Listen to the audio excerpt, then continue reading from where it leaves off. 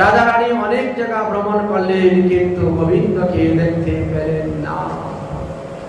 তখন সখীরা বলল, এক কাজ করো রাজা রানী, তুমি শ্বশুর বাড়ি থেকে বাপের বাড়ি চলে আসো, আমরা তোমাদের পুরান বাড়ি বর্ষানাতে থেকে রাবেলে যাব। তো রাবেলে যদি গোবিন্দের সঙ্গে সাক্ষাৎ হয়, ওখানে তোমার ননদীও দেখতে পাবে না, আর তোমার শাশুড়িও দেখতে পাবে না। পুরানো জায়গা, অনেক দূর, তাই সেখানে গিয়েছেন। রাজা রানী এবার শ্বশুর বাড়ি থেকে বাপের বাড়ি বেড়াতে এসেছেন বর্ষানা। সেখান থেকে বাবাকে বলছেন, বাবা আমাদের পুরানো বাড়ি একটু ঘুরতে যাব। সখীদেরকে নিয়ে রাজা রানী রাবেল গ্রামে এসেছেন, পুরানো বাড়িতে এসেছেন। এসে এখানে এবার রাজা রানী কি করছেন, সেখানে থেকে গোবিন্দকে স্তুতি করছেন, হে গোবিন্দ তুমি উচ্চারণ করতে করতে এই দিকে আসো, এই দিকে আসো। যমুনা কিনারে মেরা ঘর, ও শাম রে আ যাইও। যমুনা কিনারে মেরা ঘর, ও শাম রে আ যাইও।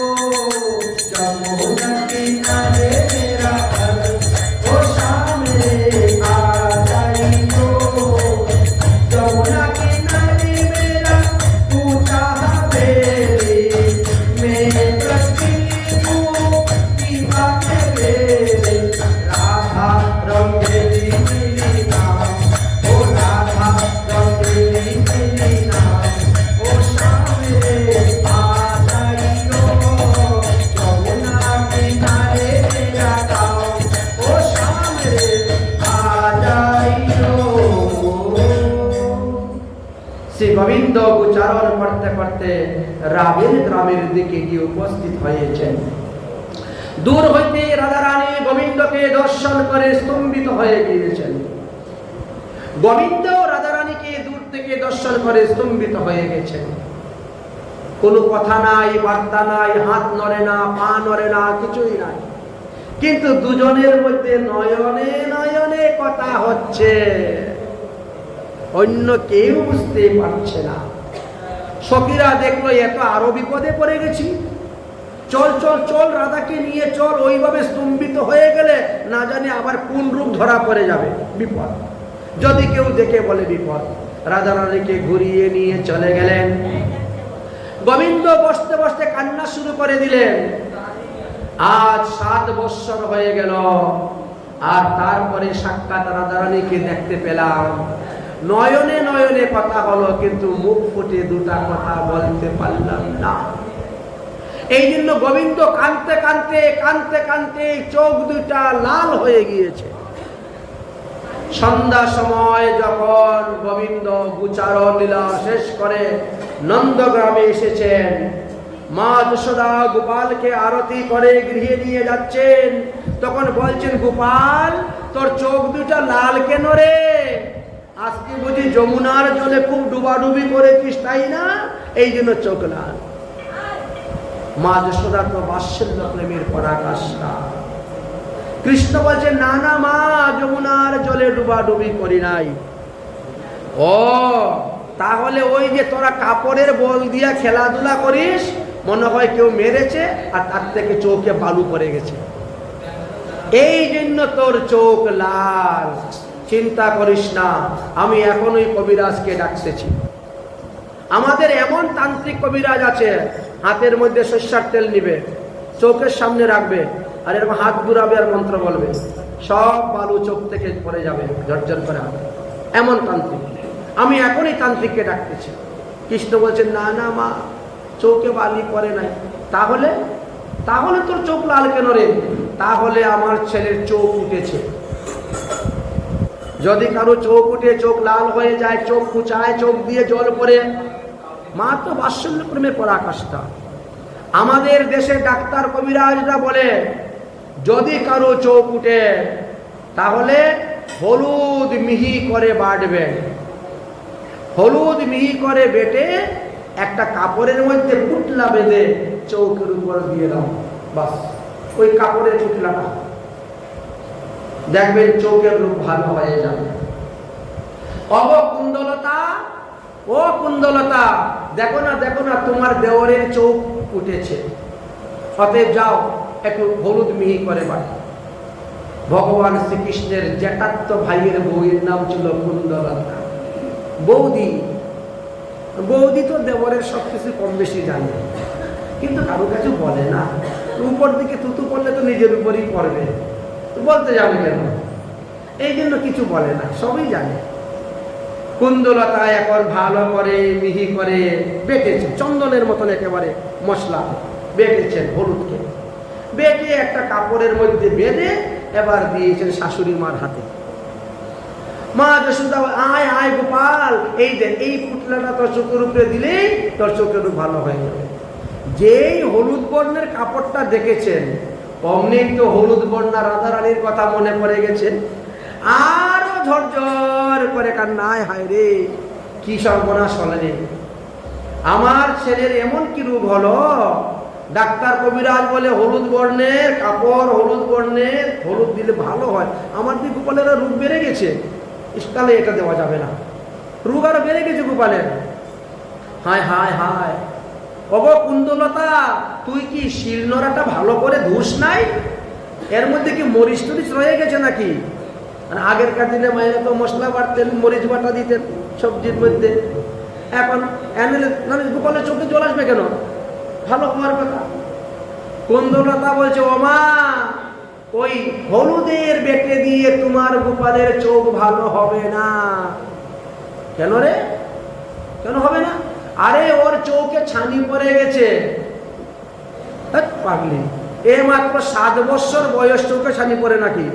মানুষ 40 বছর না পারলে 40 ধরে না, চোখে ছানি পড়ে না। এ চোখে বলে না, ওই যে উচ্চারণ করতে যায়, ওই সুন্দর সুন্দর গুপিদেরকে দেখে দেখে চোখে ছানি পড়ে গেছে। এখন ওর বয়সী যত সখা ছিল সবাই তো বিয়ে করে নিয়েছে, কত বিয়ে করে নাই। এই জন্য ওইসব দেখে দেখে তার চোখে ছানি পড়ে গেছে। যেখানে বিয়ে হয় সবার আগে যায় বউ দেখতে গোপাল। যে সবাই বিয়ে করুক না কেন আগে যায় বউ দেখার জন্য। আমি দেখবো বউ, আমি দেখবো বউ বলে গোপাল বিয়ে সবার আগে বউ দেখবে, গিয়ে ঘুমটাটা খুলে আগে বউটাকে দেখবে সবার আগে গোপাল, বলেছে। তো এই সুন্দর সুন্দর গোপীদেরকে দেখে দেখে চোখে ছানি পড়ে গেছে। ওকে একটা বিয়ে করিয়ে দাও, তবে তার চোখের রোগ ভালো হয়ে যাবে। এইভাবে পরিহাস করেন। কিন্তু মা তো বাৎসল্য প্রেমের পরাকাষ্ঠা, তিনার কাছে তো গোপাল চির শিশু, আর গোপীদের কাছে তো সাক্ষাৎ কামদেব, আর অসুরদের কাছে তো একেবারে জম। এক একজনের কাছে ভগবান এক এক ভাবে। যাই হোক, গোপীরা সবসময় কৃষ্ণকে প্রাণপতি রূপে পাওয়ার জন্য তারা ব্যস্ত। একদিন তারা আলতা পাহাড়ে, বর্ষানা হইতে 2 কিলোমিটার দূর আলতা পাহাড়, উঁচা গ্রামের কাছাকাছি, সেখানে দাঁড়িয়ে তারা গোপালের বংশীধ্বনি শ্রবণ করছে। ইতি বেণুর অবরাজন সর্বভুবন মোহনম, সমস্ত ভুবন মোহনী সেই বংশীধ্বনি। তারা একেবারে পাগল হয়ে গিয়েছে। তাদের মনের ভাব বুঝতে পেরে তখন পূর্ণমাসী যোগমায়া বললেন, তোমরা যদি কৃষ্ণকে স্বামী রূপে পেতে চাও তাহলে তোমরা কাত্যায়নী ব্রত করো। কাত্যায়নী ব্রতের প্রভাবে তোমরা কৃষ্ণকে স্বামী রূপে পাবে। তাই সমস্ত গোপীগণ আরম্ভ করলেন কাত্যায়নী ব্রত। কাত্যায়নী ব্রত করতে করতে 1 মাস গত হয়ে যাচ্ছে। কৃষ্ণ এখনো আসছেন না কৃপা করার জন্য, দর্শন দেওয়ার জন্য। গোপীরা সব কাতর সুরে ডাকতেছেন, হে গোবিন্দ, তুমি আমাদেরকে কৃপা করো, কৃপা করো। কাত্যায়নী দেবীর কাছে প্রার্থনা করছেন, কাত্যায়নী মহামায়ে মহাযোগিন অধীশ্বরী নন্দ গোপ সুতং দেবী প্রতিমে কুরুতে নমঃ। হে দেবী, তুমি কৃপা করো যাতে নন্দনন্দন শ্রীকৃষ্ণকে আমরা স্বামী রূপে পাই। আজ 1 মাস হয়ে গেল ব্রত করতে করতে, কিন্তু গোবিন্দ এখনো আসছেন না। তাই প্রার্থনা করছেন, दर्शन दाओ भगवान और ना तो मेरा अकीदा प्यासी रे। दर्शन दाओ भगवान और ना तो मेरा अकीदा प्यासी रे। दर्शन दाओ भगवान और ना तो मेरा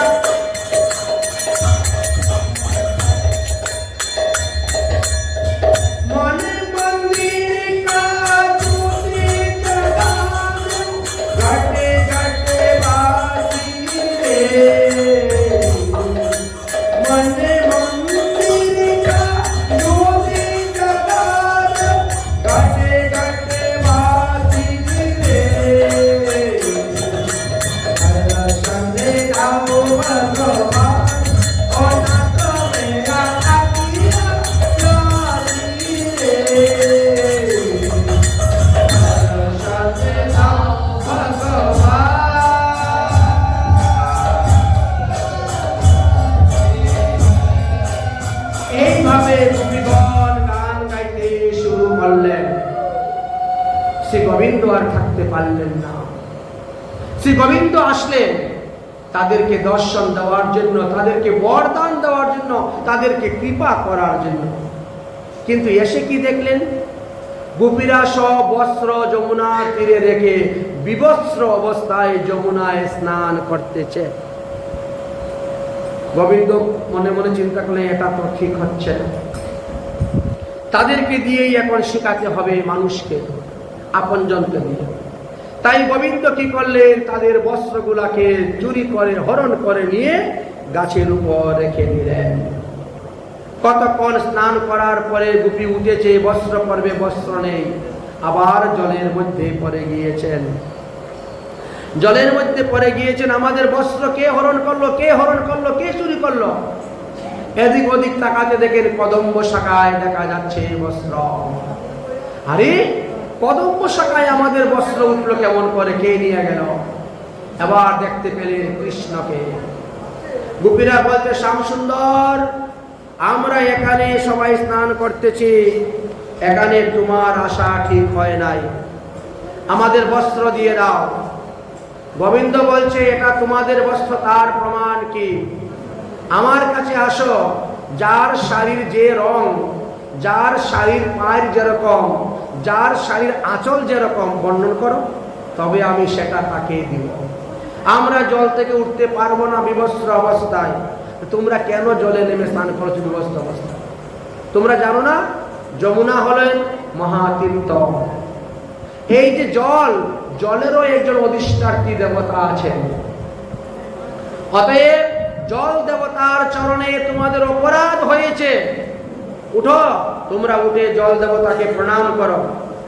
জল থেকে উঠে জল দেবতাকে প্রণাম করো। তখন তারা কি করলেন? এক হস্তে স্তন আচ্ছাদন করলেন, এক হস্তে যোনি আচ্ছাদন করে তারা জল থেকে উঠলেন।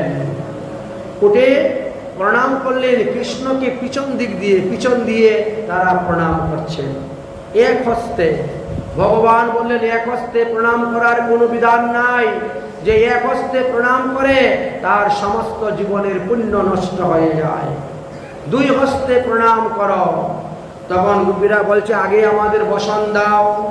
শ্যাম সুন্দরতে দাস্য করবানম তবোদিতম, তুমি যা বলবে তাই আমরা করবো শ্যাম সুন্দর, তবে বসনটা তো আগে দিয়ে দাও। গোবিন্দ বলছেন, বসন দিব পরে, আগে আমার কথা মতো কাজ করো।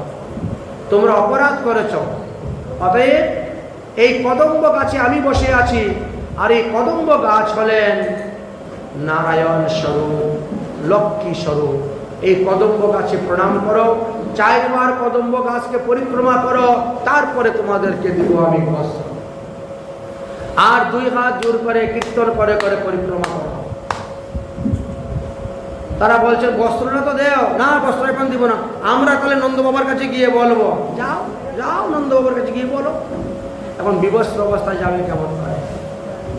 তোমরা মুখে মুখে খালি বলো, শ্যাম সুন্দর তে দাস্য করবামম তবোদিতম। তোমরা বলছো শ্যামসুন্দর আমরা হলাম তোমার দাসী, তো দাসীর কর্তব্য হলো প্রভুর আদেশ পালন করা, তার পাপ পুণ্য বিচার করা নয়, প্রভুর আদেশ পালন করাই দাসীর কর্তব্য। তখন তারা গোবিন্দের কথা মতো চললেন, গোবিন্দ তাদেরকে এইভাবে নাচালেন, তারপরে বস্ত্র দিলেন। গোপীরা সবাই বস্ত্র পরিধান করলেন, ভগবান গাছের থেকে নামলেন, নামার পরে গোবিন্দ চলে যাচ্ছেন গোচারণ করতে। গোপীরা তখন গোবিন্দের বস্ত্র টেনে ধরেছেন, যাবে কোথায়? তুমি আমাদের মনোবাসনা পূর্ণ করো, তোমাকে স্বামী রূপে পাওয়ার জন্য আমরা 1 মাস ধরে তপস্যা করে যাচ্ছি। গোবিন্দ বললেন, এখন নয়, আগামী শরৎকালে রাস পূর্ণিমাতে আমি তোমাদের মনোবাসনা পূর্ণ করব। সেই দিন তোমাদের সঙ্গে আমি রাসলীলা করব, সেই দিন তোমরা সবাই আমাকে স্বামী রূপে পাবে, পতি রূপে পাবে, তোমাদের মনোবাসনা পূর্ণ করব। যাও, আজ তোমরা আপন আপন গৃহে ফিরে যাও। এই বলে গোপীদেরকে বিদায় দিয়ে দিলেন। ভগবান চলে গেলেন শ্রীবনে গোচারণ করার জন্য। কিন্তু সেই দিন ভগবানের খুব ক্ষুধা লেগেছে এবং অন্ন খাওয়ার বড় ইচ্ছা হয়েছে। তাই ভগবান শ্রীকৃষ্ণ বললেন, এই শ্রীবনে 108টি যজ্ঞ হচ্ছে, 108টি যজ্ঞ কুণ্ডে যজ্ঞ হচ্ছে, অতএব যাও সখাগণ, সেখানে অনেক রকম চৈব্য চেষ্য লেচ্ছ পেয় রান্না হয়েছে, তোমরা নিয়ে আসো, গিয়ে আজ আমি অন্ন ব্যঞ্জন ভোজন করব। সখারা গেলেন, ব্রাহ্মণদেরকে বলছেন, কিন্তু ব্রাহ্মণরা কেউ শুনছে না তাদের কথা।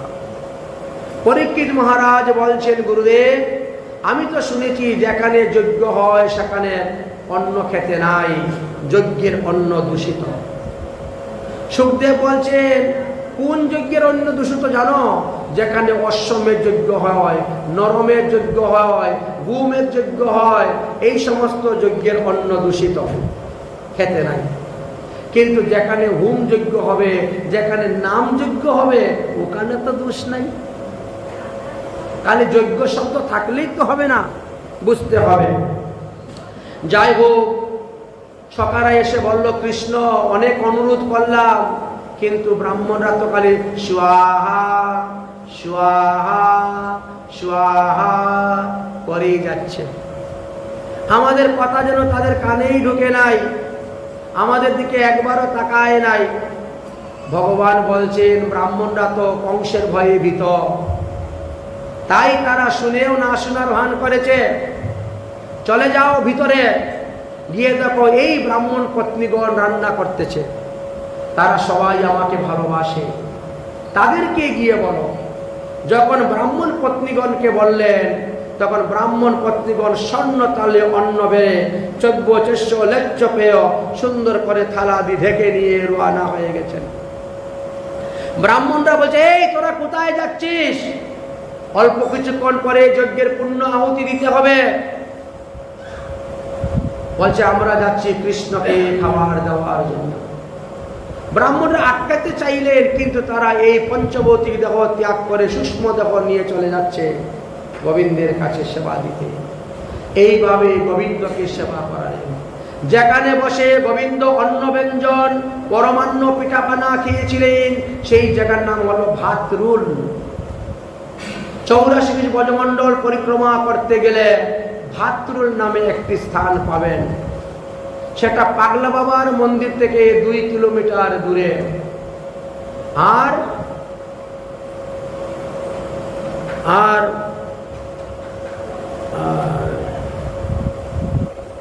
আরেকটা জায়গা ছিল অক্কুর ঘাট। অক্কুর ঘাট থেকে 1 কিলোমিটার দূরে।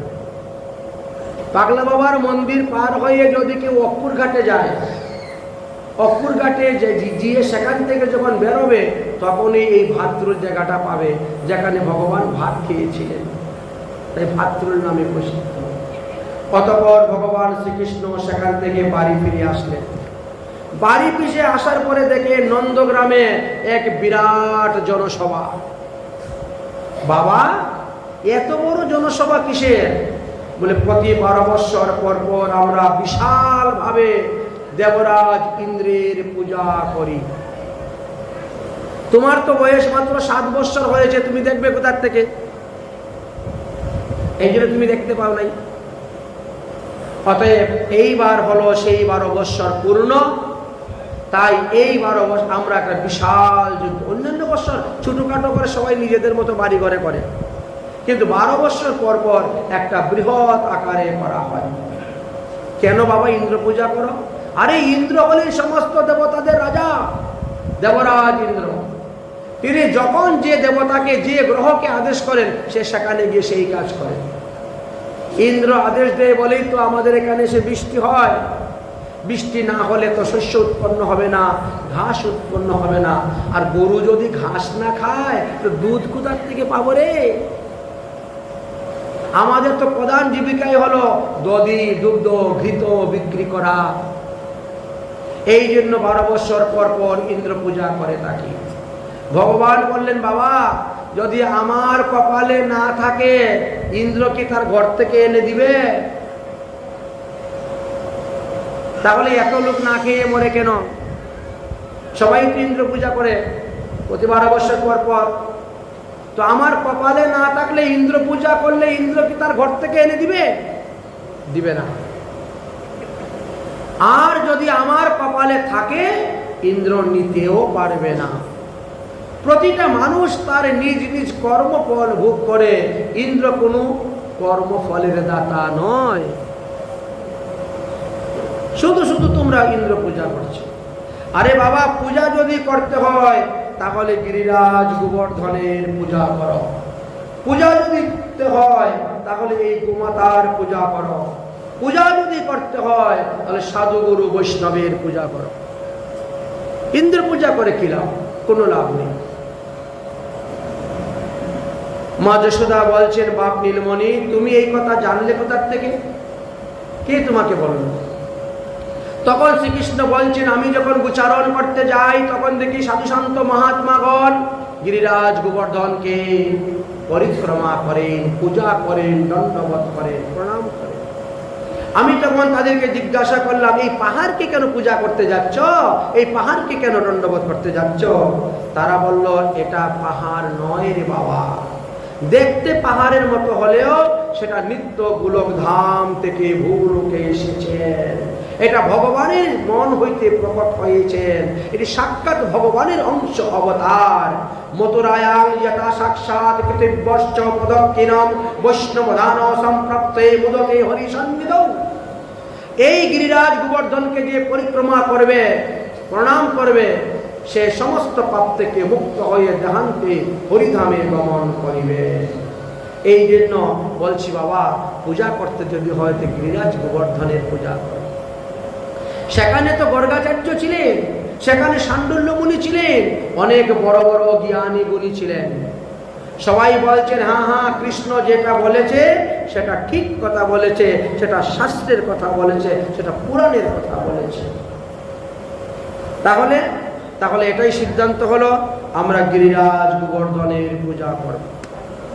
কোন দিন গিরিরাজ গোবর্ধনের পূজা করা হবে সেটা এখন নির্ণয় করা হোক। পাঞ্জিপুতি বের করা হলো, গিরিরাজ গোবর্ধন পূজার দিন এখন নির্ণয় করা হলো। বললেন যে কার্তিক মাসের দীপাবলি দিন আসে, দীপাবলির পরের দিনই আমরা করব পূজা, অর্থাৎ প্রতিপদ। দীপাবলি শেষ হবে আর তার পরের দিনে দীপাবলি হয় অমাবস্যাতে। কার্তিক মাসের অমাবস্যায় দীপাবলি হয়। তাহলে অমাবস্যা শেষ হওয়ার পরে প্রতিপদ, শুক্লপক্ষ। কার্তিক শুক্লপক্ষ প্রতিপদে দিবসে আমরা গিরিরাজ গোবর্ধনের পূজা করব। পূজার জন্য আমরা কি করব? অন্ন ব্যঞ্জন থেকে আরম্ভ করে সব কিছু বানাবো। রাশি রাশি অন্ন ভোগ লাগানো হবে। সেই দিন হবে অন্নকূট, অন্নকূটের আবির্ভাব। ঠিক আছে, সব প্রজারা নিজ নিজ ঘরে চলে গেলেন।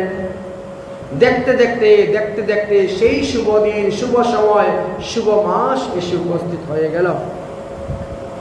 নন্দবাবা বলে গেলেন, প্রত্যেকে নিজের বাড়িতে শুদ্ধ সদাচার ভাবে জিনিস বানাও, সেই সমস্ত জিনিস ভোগ লাগানো হবে। যে যা পারো, যে যত রকমের পিঠা বানাতে পারো, যে যত রকমের মিষ্টি বানাতে পারো বানাও, বানিয়ে গিরিরাজ গোবর্ধনের পূজায় নেওয়া হবে। প্রত্যেকে নিজ নিজ দ্রব্য নিয়ে গিয়ে উপস্থিত। কোথায় গেলেন? এই সাতকুশ গিরিরাজ পরিক্রমার মধ্যে একটি জায়গা আছে মুখারবিন্দ, জ্যোতিপুরা গ্রাম। সেইখানে গিয়ে কিছু জায়গা পরিষ্কার করা হলো, স্বস্তি বাচন করা হলো, আর তারপরে আরম্ভ হলো সেখানে পূজা। যে যা নিয়ে এসেছেন সব ভোগ লাগিয়েছেন। ভগবান চিন্তা করলেন, আজকালকে লোক চমৎকারকে নমস্কার করে, একটু চমৎকার না দেখাইলে তো কেউ নমস্কার করে না, এই জন্য চমৎকার কিছু দেখাতে হবে। ভগবান শ্রীকৃষ্ণ এক অংশে নন্দ বাবার হাত ধরে গিরিরাজ গোবর্ধনের পূজা দর্শন করছেন, আরেক অংশে তিনি পাহাড়ের উপর গিয়ে প্রকট হয়ে গেছেন। আমি গিরিরাজ গোবর্ধন পর্বত, আমি তোমাদের ভক্তিতে সন্তুষ্ট হয়েছি, তাই আমি মূর্তি রূপে তোমাদেরকে দর্শন দিলাম, প্রকট হলাম। অতএব হে ভক্তগণ, তোমরা যে যাহা নিয়ে এসেছ দেও, আমাকে ভোগ দেও। হাত বাড়াচ্ছেন, ভক্তরা মনের আনন্দ দিতে শুরু করেছেন, ভগবানও খেতে শুরু করেছেন। অনেক দিনের ক্ষুধায় গোপাল খাইল সকল, আরো আনো, আরো আনো, ওর লাও, ওর লাও। এই জন্য পাশের গ্রামের নাম আনুর গ্রাম পড়েছে। ব্রজবাসীরা দৌড়ে যাচ্ছেন, ঘর থেকে খাবার নিয়ে আসবেন। ভগবান হাত লম্বা করে তাদের শিকার থেকে মিষ্টি মুন্ডায় নিয়ে খেতে শুরু করে দিয়েছেন। বুঝেছেন? ভগবান শ্রীকৃষ্ণ বলছেন, বাবা দাঁড়িয়ে দেখছো কি, দেখছো কি? স্বয়ং ভগবান প্রকট হয়েছেন, তোমাদের হাত থেকে নিয়ে প্রসাদ পাচ্ছেন, দণ্ডবোধ করো, দণ্ডবোধ করো, প্রণাম করো, প্রণাম করো। বলে ভগবান নিজেই নিজের প্রতিবিম্বকে প্রণাম করছেন। কারণ আপনি আচরি ধর্ম জীবের শিখায়, আপনি না আচরিলে শিখানো না যায়। তাই ভগবান নিজেই যখন প্রণাম করলেন, তখন তিনার দেখা দেখি সবাই প্রণাম করতে শুরু করেছেন। এইভাবে গিরিরাজ গোবর্ধনের পূজা হল। মধুমঙ্গল বলছে, সখা আমিও তো ব্রাহ্মণের ছেলে, আমার বাবার সঙ্গে কত জায়গায় যজমানের বাড়িতে যাই, কত দেবদেবীর পূজা হয়, কিন্তু এই রকম কোনো দেবতা দেখি নাই রে ভাই, স্বয়ং প্রকট হয়ে সব প্রসাদ খেয়ে নিয়েছে।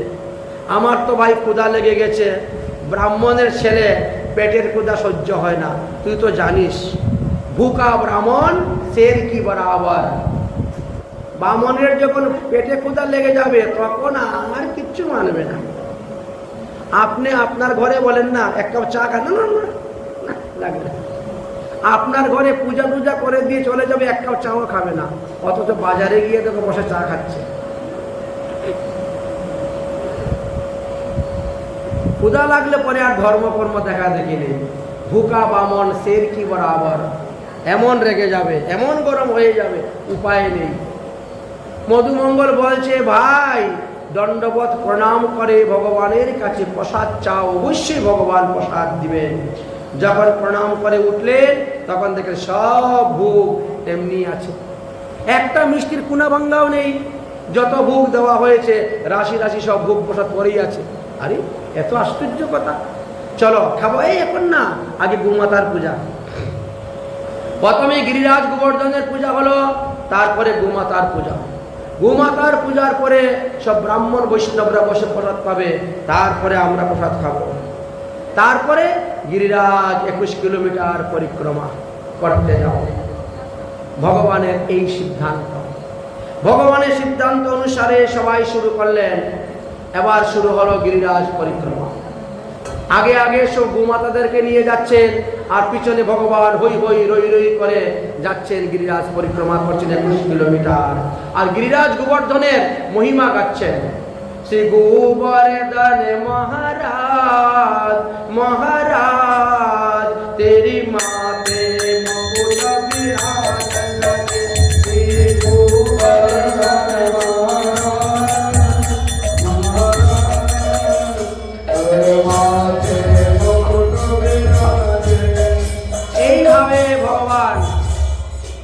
গিরিরাজ গোবর্ধন পরিক্রমা করলেন।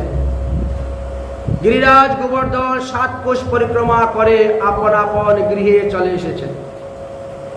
গৃহে আসার পর 2 দিন 3 দিন গত হয়ে গিয়েছে। এদিকে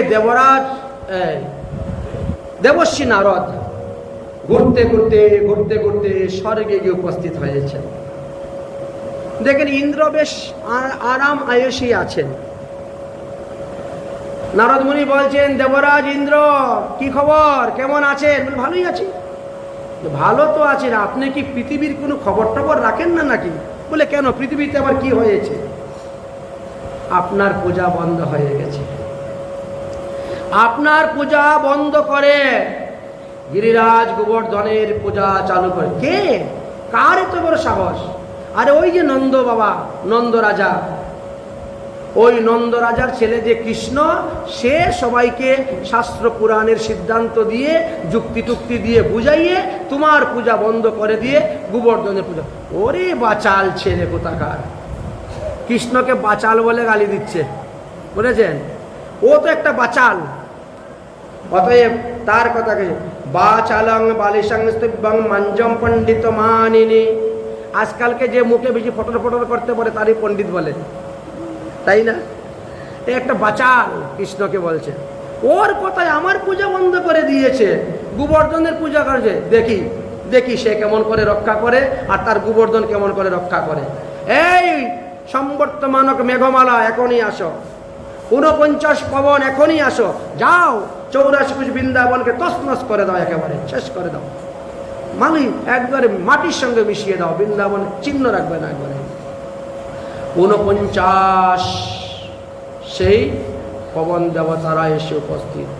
শুরু হয়েছে বাতাস, ঝড়, বৃষ্টি, বড় বড় শিলা, বড় বড় বজ্রপাত শুরু হয়েছে।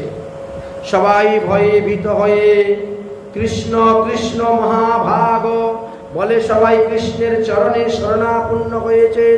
হে কৃষ্ণ, আমাদের এই কি অবস্থা? কৃষ্ণ কৃষ্ণ মহাভাগ তন্নাতম গকুলং প্রভু ত্রাতুম মহর্ষি দেবানাম কুতপস্যং ভক্তবৎসল। তোমার কথা মতে আমরা গিরিরাজ গোবর্ধনের পূজা করেছি, আর আজ দেখো আমাদের কি অবস্থা। ইন্দ্র আমাদের উপর কুপিত হয়ে গেছেন, আমাদেরকে প্রাণে মারার জন্য এই ব্যবস্থা করেছেন, তুমি আমাদেরকে রক্ষা করো। কৃষ্ণ বলছে, আমি কি তোমাদের পূজা খেয়েছি নাকি? তোমরা কি আমার পূজা করেছ না আমাকে ভোগ দিয়ে খাওয়াইয়েছ? যার পূজা করেছ, যাকে ভোগ দিয়েছ, যাকে খাওয়াই, যাও তার কাছে, চলো তার কাছে। সে যখন আমাদের হাতের পূজা খেয়েছে, আমরা তার চরণে শরণাপন্ন হলে সে নিশ্চয়ই রক্ষা করবে। তাই শ্রী গোবিন্দ রওনা হলেন হয়ে তিনি গেলেন। যাওয়ার পরে সবাইকে বলছেন, গিরিরাজের কাছে আত্মসমর্পণ করে দাও। একেবারে সাষ্টাঙ্গে দণ্ডবত হয়ে একেবারে আত্মসমর্পণ করে দাও। গিরিরাজ গোবর্ধন তোমাদেরকে রক্ষা করবেন। সবাই যখন প্রণাম করে কাকুতি মিনতি করতে শুরু করেছেন, ভগবান তখন সেই সুযোগে গিরিরাজ গোবর্ধনকে হাত তুলে নিলেন। তুলে বাম হাতের কনিষ্ঠ আঙ্গুলের উপরে গিরিরাজ পর্বতকে ধারণ করে রেখে দিলেন। সবাই বলছে, কি ব্যাপার, গায়ে দেখে বৃষ্টি পড়ে না? দণ্ডবোধ প্রণাম থেকে উঠে দেখে কৃষ্ণ গিরিরাজ গোবর্ধন ধারণ করে নিয়েছে। ভগবান বলছেন, চিন্তা করো না, আমার হাত থেকে গিরিরাজ পড়বে না। সবাই বলছে, গিরিধারী ভগবান কি। সেই দিন থেকে ভগবানের নাম হয়ে গেল গিরিধারী। তিনি গিরিধারী হয়ে গেলেন। চিন্তা করো না, এটা আমার হাত থেকে কখনো পড়বে না। ছাতার মতন ধারণ করলেন। সবাই আপন আপন সকল যুগে সব কিছু নিয়ে এসে এই গোবর্ধন পর্বতের নিচে এসে আশ্রয় নাও। ভগবান শ্রীকৃষ্ণ সুদর্শন চক্রকে বললেন, সুদর্শন চক্র তুমি এমনভাবে ঘুরতে থাকো যে গিরিরাজের পর্বতের উপরে যেন জল না জমে, সমস্ত জল তুমি শোষণ করে নিও।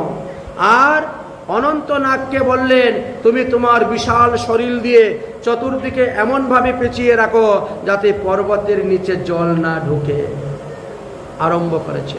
চতুর্দিকে মুষলধারে বৃষ্টি হচ্ছে, সব জায়গায় জল আর জল। সেই সময়ে অগস্ত্য মুনি তীর্থভ্রমণ করতে করতে কৈলাসে গিয়েছেন। মা পার্বতী দেবী বড় লাড্ডু, পেলা, মুনতাল, রসগোল্লা বেশ ভালো করে খাওয়িয়েছেন। এবার অগস্ত্য মুনি বলছে, মা গো জল দাও, জল খাবো।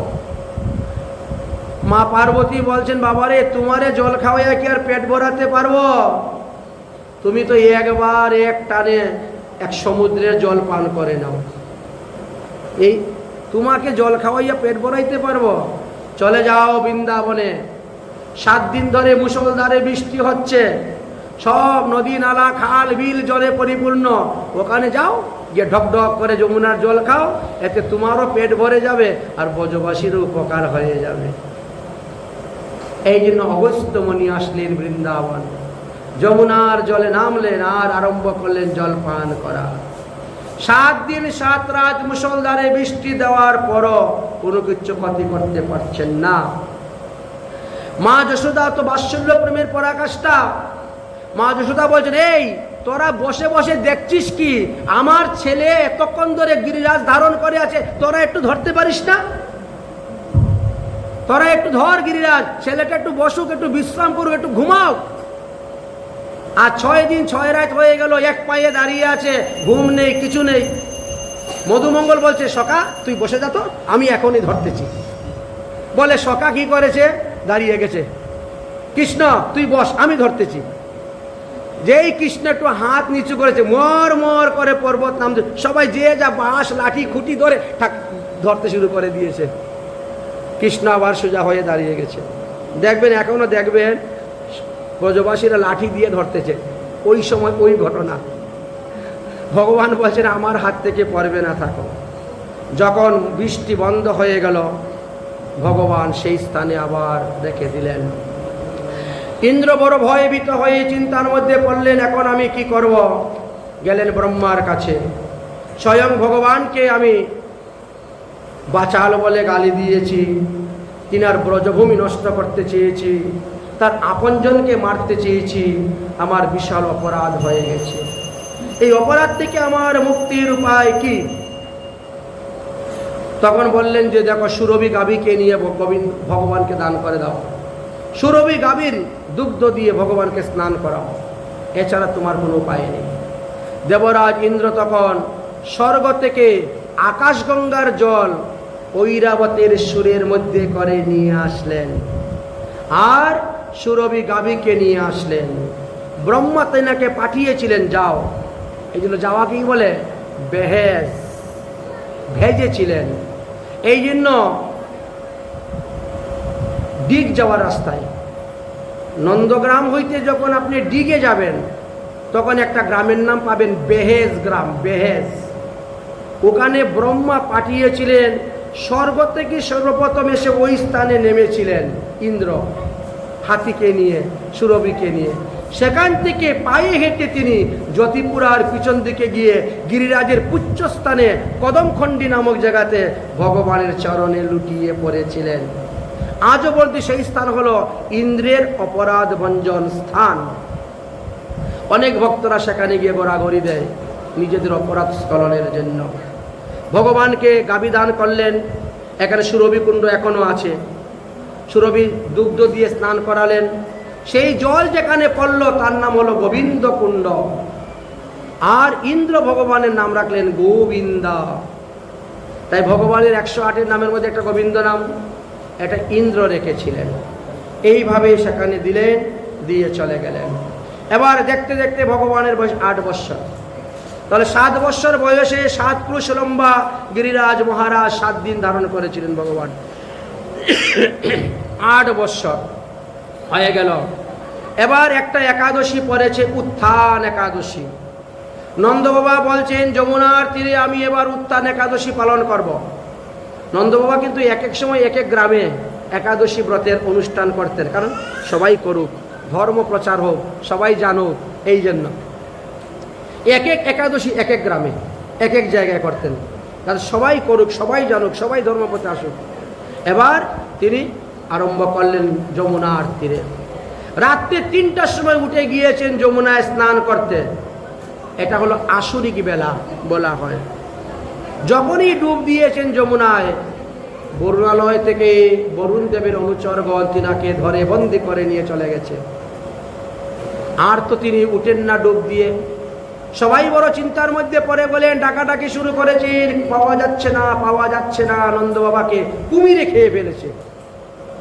কৃষ্ণ ঘুমাচ্ছেন, ডাকলেন কৃষ্ণকে, কৃষ্ণ উঠলেন, উঠেই তিনি যমুনার জলে ডুব দিলেন আর একেবারে বরুণালয়ে চলে গেলেন। বরুণ দেব, তোমার এত সাহস আমার বাবাকে নিয়ে এসেছো?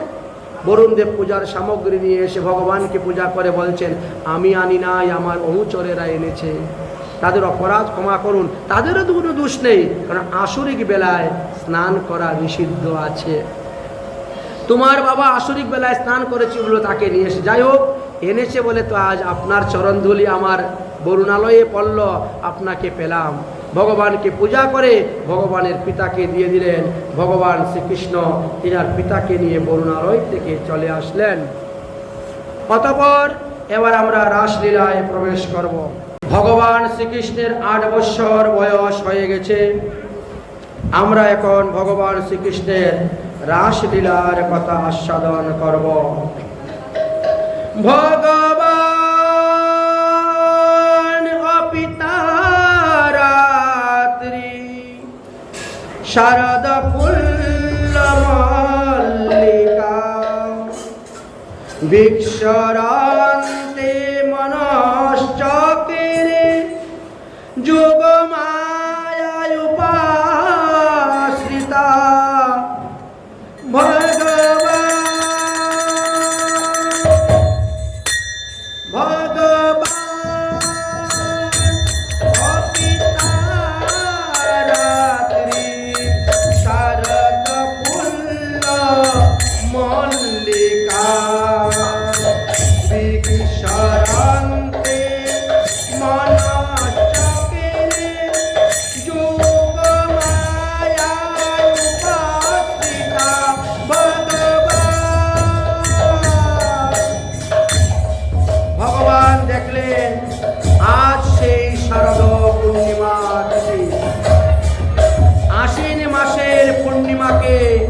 আমরা শারদীয় পূর্ণিমা বলে থাকি।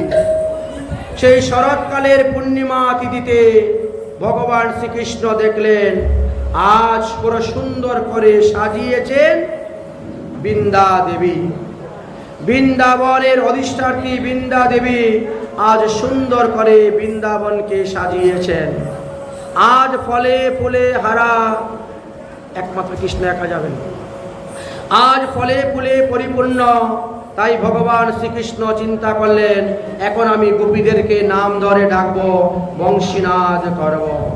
তাই ভগবান দেখলেন আজ শারদ চন্দ্র পবন মন্দ বিপিনে ভরল কুসুম গন্ধরে।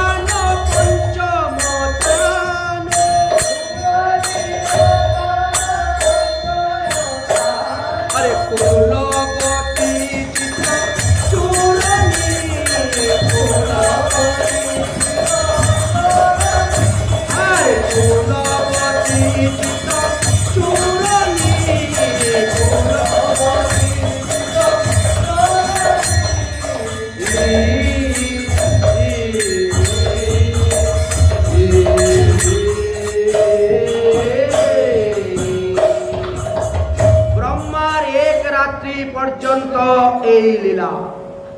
তাই ভগবান শ্রীকৃষ্ণ যুগমায়াকে বলছেন, অগো যুগমায়া, আজ রজনীটাই হলো ব্রহ্মার এক রাত্রি সমান রজনী।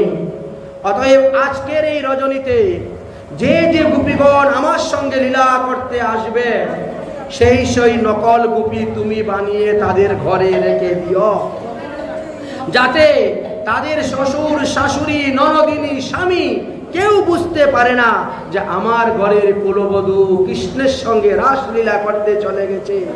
তাই যত গোপী আমার কাছে আসবে ততটা নকল গোপী বানিয়ে তার ঘরে রেখে দিও। অন্যান্য দিন ভগবান শ্রীকৃষ্ণ বাঁশি বাজাইলে সবাই বাঁশি ধ্বনি শুনতে পায়, কিন্তু আজকের বাঁশি হলো বিশাল।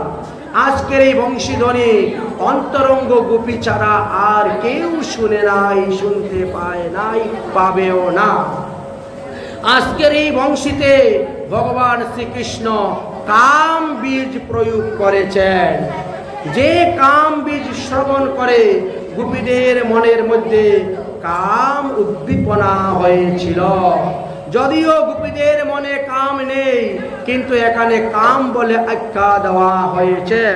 গোপীরা যে যে কাজ করতেন সেই সেই কাজ ফেলে দিয়ে তারা কৃষ্ণের উদ্দেশ্যে রওনা হয়েছেন। কেউ হয়তো দুগ্ধ আবর্তন করতেছেন, কেউ হয়তো শ্বশুরকে খাবার দিচ্ছেন, সেই অবস্থায় তারা ছুটছেন। আজ গোপীরা কি বলছে? আরে ও বাঁশি রে, ও বাঁশি রে, ও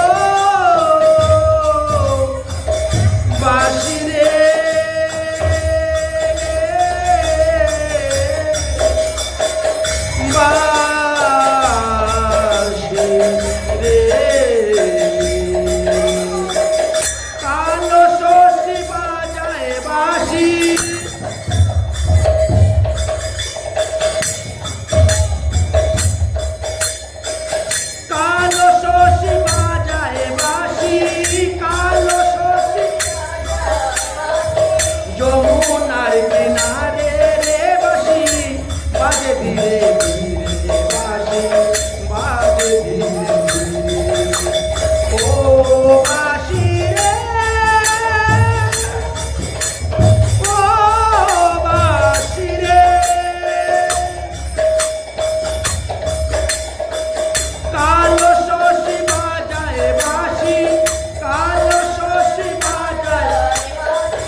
যমুনার কিনারে রে বাঁশি বাজে ধীরে ধীরে, বাঁশি বাজে ধীরে। আজ বাঁশি ধ্বনি শুনে সখীরা সব ছুটছে। আজ শুনো তো গোপী প্রেমেতে